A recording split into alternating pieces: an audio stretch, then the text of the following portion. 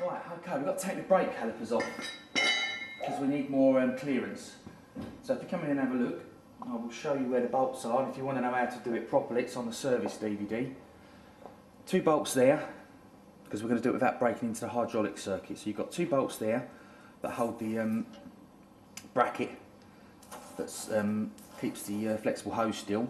And then on the back of the caliper, in there's 2 bolts. I'll show you where the holes are when I take the caliper off. So we're going to take those 2 out, 2 bolts on the caliper, pull the caliper off, and then what I'll do is I'll use a cable tie to tie it up around there out of the way, and then we can drop the axle as far as we want to mess about as much as we want without risking ripping our brake hoses out, because if you turn that, if I turn that on full lock, it's like a guitar string, and that is most definitely very naughty.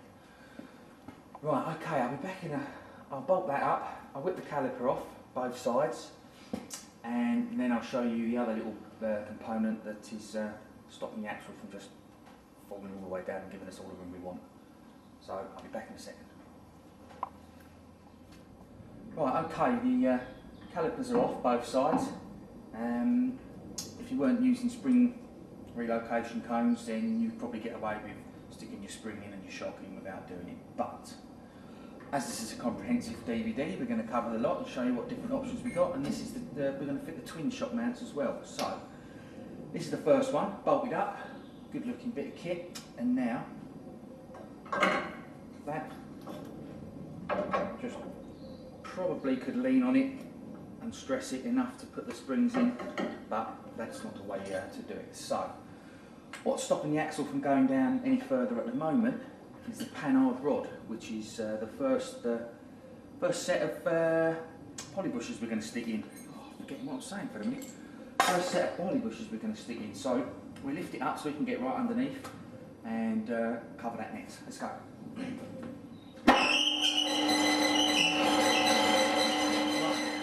Panhard rod. This one here. It's what holds the axle underneath the car, stops it. If that's the chassis and that's the axle, stops the axle from doing that. Right, that's a simple explanation. Now, what I was talking about preparation, I've loosened the, it's a nut and a bolt each end, it's quite simple, 22mm, and I've loosened them off, took the nut off that end, I've loosened the nut this end, and I tried to get the bolt out, but it is stuck in there.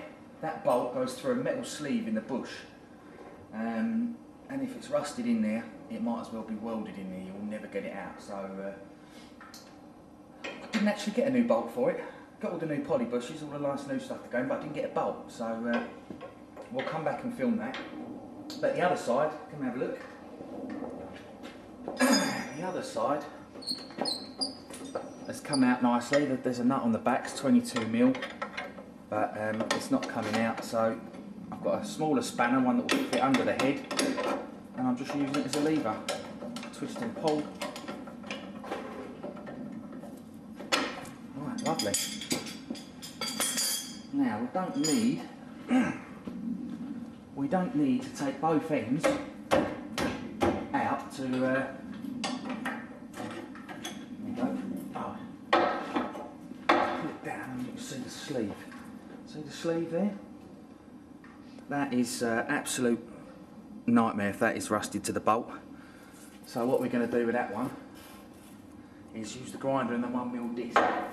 But we'll get the springs done first, we'll come back to that. Right, okay. Now, we should have, this is why you don't want to do it with your calipers in, because that will definitely pull your brake hoses out. Right. Okay, super. Right, I'll drop the car and we'll put the springs in and push it back up. Back in a sec. Right, we're nearly ready to put the springs back up and the shocks back in. So, a little bit of prep work, a couple of tips. The old washers that were on the shock absorbers, they do like to rust themselves and stick themselves to the old axle. So make sure you pop the top one off and the bottom one, because you don't want to double up. not really a problem, but you don't need to. Right, so that's that. Oh, these two bolts, bottom spring plate, because we are fitting spring retaining plates, and the reason they're this shape is because they go around the shock absorber. Because we're fitting heavy duty bottom spring retaining plates, these two bolts there, before you go any further, make life easy, squirt them up with WD-40, wind them all the way out, squirt them up with WD-40, wind them all the way back in, both of them, because we'll be doing that when the spring's back in and the weight's taken. One at a time, we'll cover that. But obviously, if they're nice and lubricated, they're going to come in and out a lot easier. Right, okay, down below.